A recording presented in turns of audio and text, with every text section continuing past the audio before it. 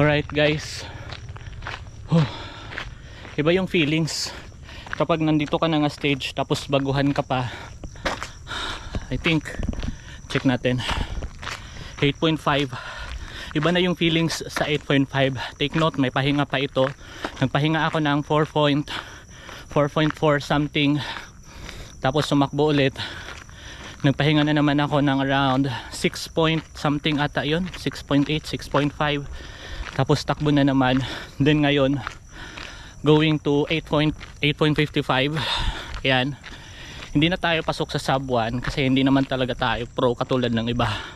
So dahan-dahan lang, step by step lang yan. Hindi naman minamadali lahat. So lahat merong tamang proseso para makarating sa isang goal na gusto mo. Yun, walang shortcut.